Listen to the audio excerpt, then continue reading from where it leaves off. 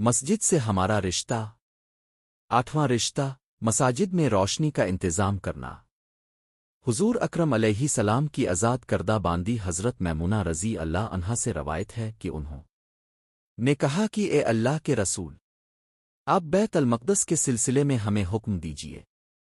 تو آپ علیہ السلام نے فرمایا کہ تم وہاں جاؤ اور اس میں نماز پڑھو۔ اس زمانے میں ان شہروں میں لڑائی پھیلی ہوئی تھی۔ پھر آپ علیہ السلام نے فرمایا کہ اگر تم وہاں نہ جا سکو اور نماز نہ پڑھ سکو تو تیل ہی بھیج دو کہ اس کی قندیلوں میں جلایا جا سکے۔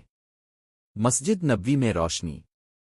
حضرت ابو سعید خدری رضی اللہ عنہ سے روایت ہے کہ سب سے پہلے مسجد نبوی میں چراغ روشن کرنے والے حضرت تمیم داری ہی تھے، کہ حضرت تمیم داری رضی اللہ عنہ اپنے ساتھ مکشام سے زیتون، قندیل اور ری لائے۔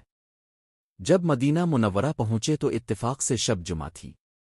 اپنے اپنے غلام کو حکم دیا تو اس نے اٹھ کر رسی باندھی اور قندیل لٹکائی، پھر زیتون کا تیل ڈال کر اسے روشن کیا۔ حضور علیہ السلام نے جب مسجد نبوی میں روشنی دیکھی تو فرمایا، یہ کس نے کیا؟ صحابہ کرام نے عرض کیا کہ تمیم نے۔ تو آپ علیہ السلام نے ارشاد فرمایا، تم نے اسلام کو روشن کر دیا، اللہ تعالیٰ دونوں جہاں میں تمہیں نور عطا کریں۔ سنو، اگر میرے پاس کوئی بیٹی ہوتی تو ضرور اس کے ساتھ تمہارا نکاح کر دیتا۔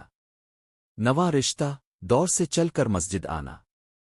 حضرت ابو موسیٰ اشعری رضی اللہ عنہ سے روایت ہے کہ سرور کائنات علیہ السلام نے فرمایا، نماز کا سب سے زیادہ اجر اس آدمی کو ملتا ہے جو باعتبار مسافت کے سب سے زیادہ دور ہو، یعنی جس آدمی کا گھر مسجد سے جتنا دور ہوگا اور وہ گھر سے چل کر نماز کے لیے مسجد آئے گا، اسے اتنا ہی زیادہ ثواب ملے گا۔ اور جو آدمی نماز کے انتظار میں مسجد کے اندر بیٹھا رہتا ہے تاکہ امام کے ساتھ نماز پڑھے، تو اس کا ثواب اس آدمی سے زیادہ ہے جو تنہا اپنی نماز پڑھ کر سو جائے۔